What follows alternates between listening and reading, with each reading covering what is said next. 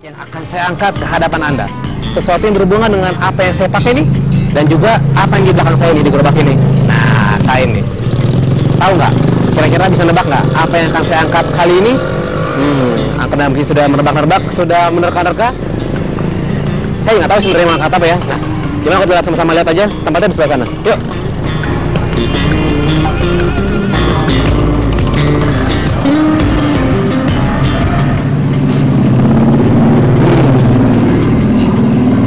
Mesin bordir nih pasti ya.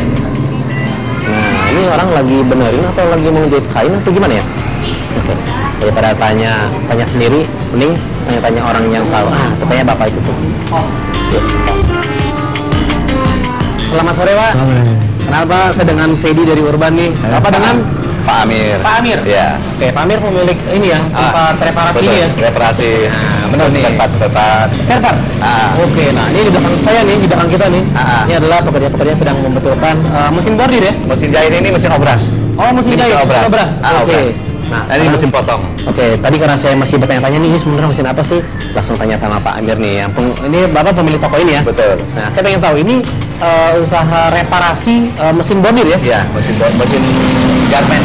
Oh, mesin garment. Oke, mesin garment. Nah, mesin garment ini meliputi apa aja nih Pak, mesin-mesinnya? Mesin garment ya seperti mesin potong, seperti mesin obras, seperti mesin kamput, seperti atau ada gosokannya, kompor boiler. Mesin jahit juga? Jahit juga termasuk, jahit bordir juga termasuk? Ada termasuk. Pak Amir sendiri ini sudah membuka jasa mesin reparasi ini dari kapan nih Pak? Tahun 90. 90? Tahun 82 garment. Garment kecil-kecilan. Begitu buka-buka sampai tahun 90 saya itu udah tutup, langsung saya buka toko reparasi ya. Pemahaman Pak Amir akan seluk-beluk usaha garmen melebarkan minatnya pada mesin penghasil sandang ini. Nah, Pak Amir, saya mau nanya nih, kan berarti dalam sebuah bisnis reparasi, itu kan pasti spare part merupakan hal yang krusial dalam sebuah mesin ya. Nah, saya pengen tahu nih, dalam hal pengadaan spare partnya nih ya, distributor dari mana dan kayak apa sih gitu? Kalau mau kita masuk ke dalam lihat aja. Ke dalam? Boleh. Oh, langsung lihat ya? Iya. Oke, coba kita lihat spare partnya, yuk. Bagi reparator, membuka usaha reparasi artinya harus menguasai dua hal, yakni selain mengerti sistem kinerja mesin yang direparasi, juga harus paham bagaimana sirkulasi suku cadang alias spare partnya. Wah, ini dia nih, bagian yang paling penting dalam sebuah mesin nih. Ini nih, yang kayak gini nih. Nah, komponen apa ya? Komponen apa? Kayaknya ini komponennya rumit sekali ya kelihatannya ya. Elektronik memang rumit sekali. Elektronik memang rumit ya. Nah, makanya ketika alat ini rusak nih, spare part ini rusak nih, harus datang ke tempat reparasi gitu ya. Dan ini tempatnya nih. Nah, saya pengen tahu nih Pak, kalau tempat reparasi seperti ini, tempat Bapak ini ya, spare partnya ngambil dari mana Pak? Oh, kita ada yang beli di hardcore, ini spare partnya. Ada yang kita import. Kalau nggak ada di sini kita import. Oh gitu. Nah, kita masukin gitu. Nah ini kalau misalnya kasus-kasus ini Pak yang datang ke sini itu biasanya paling banyak apa sih? Biasanya paling datang sini yang itu yang garment-garment, yang seperti bordir-bordir. Yang kerusakannya banyak kan datang ya dari ada yang garment, ada yang dari bordir. Orang yang datang ke sini biasanya siapa nih Pak? Yang datang sih kebanyakan mekanik kebanyakan. Oh gitu. Mekanik dari pabrik dia kan serahkan ke mekaniknya belanja di sini. Jadi apakah mesin-mesin garmen itu yang biasanya produsen besar atau yang produsen yang sampai dari kecil sampai besar? Semua pasti ada ya? Ada. Tidak semua masalah teknis di pabrik mampu ditangani oleh teknisi, terutama masalah penggantian spare part. Hal itulah yang membuat Pak Amir kian paham bahwa bisnis reparasi dan penyediaan spare part dari mesin garmen ini amat menjanjikan.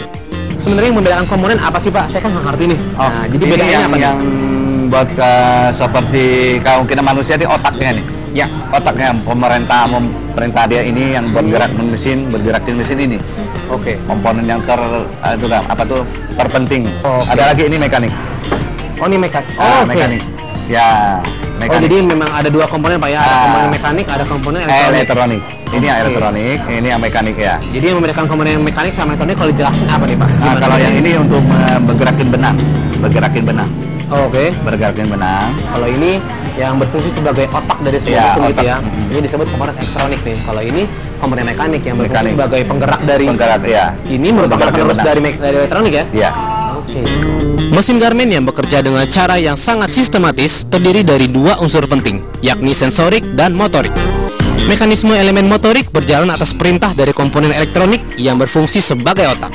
Nah, Pak Amir, saya pengen tahu nih, dari komponen elektronik dan komponen mekanik ya, biasanya yang paling sering rusak apa nih, yang paling sering dicari untuk elektronik maupun untuk mekanik gitu Pak? Kalau elektronik yang sering rusak ini ada dalam semari sini, di dalam sini.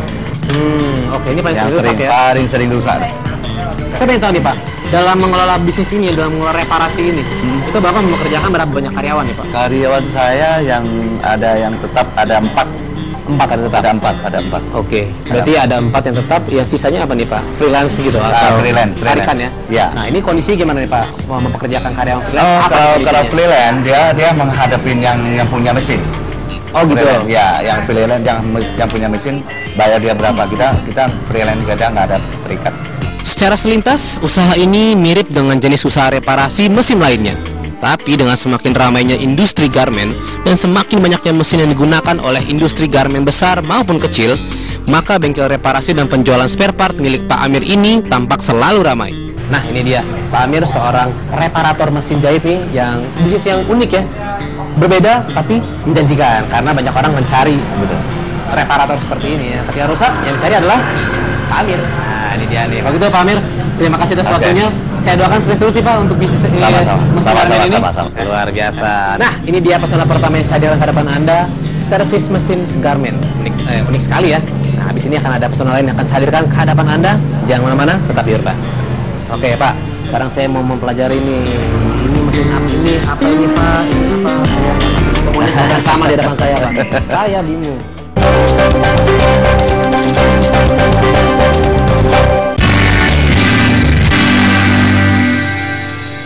Motor ini di sini satu berdekatan dengan ini kan sebelah dari Jakarta Barat itu dengan laut, jadi agak Oke, angka. berarti terlalu asin berarti ya? Asin ya begitu Oke, Pak. selain ya. itu apa lagi Pak? Selain itu faktor lainnya. faktor itu lagi kalau buat mandi itu, kalau buat sabun tuh licin.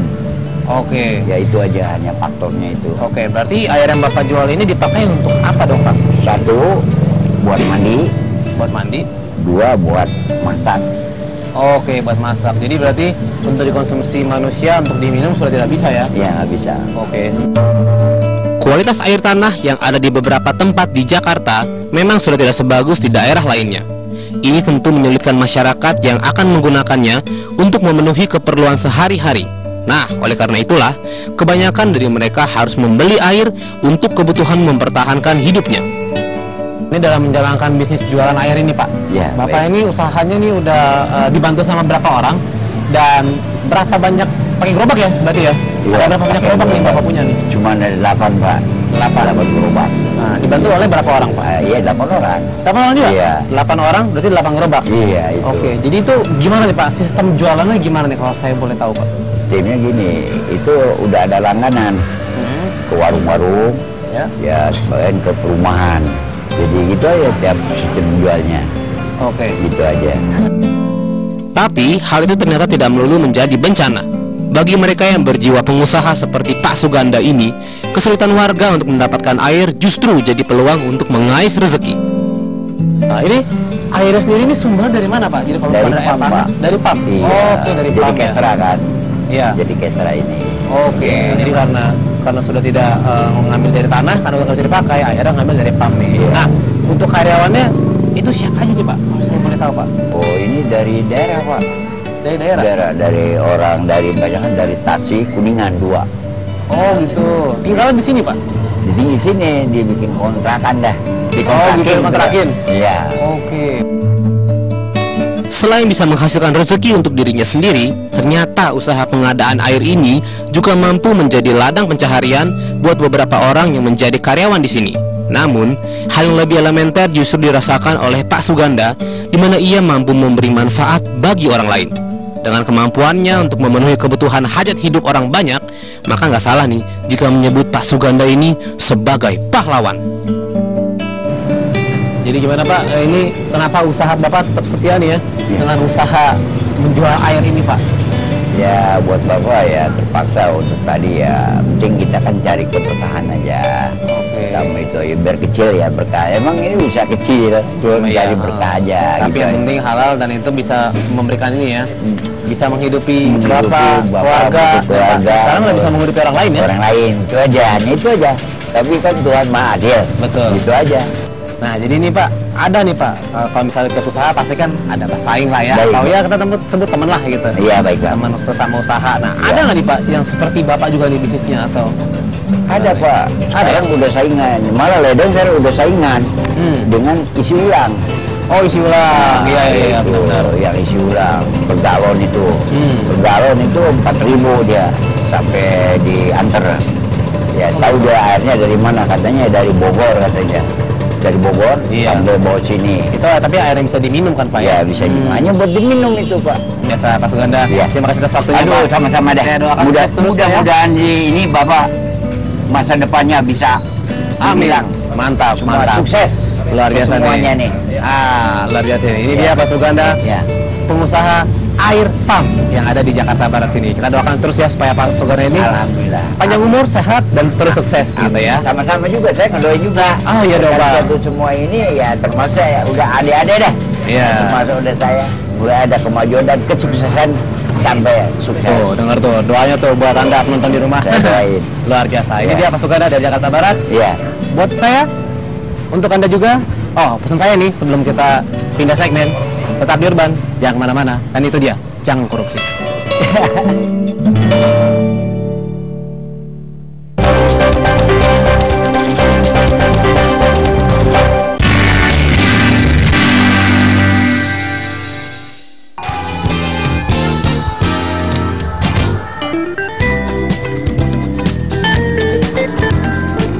Apa nih yang ada di pikiran jika melihat kain yang berceceran di jalanan seperti ini?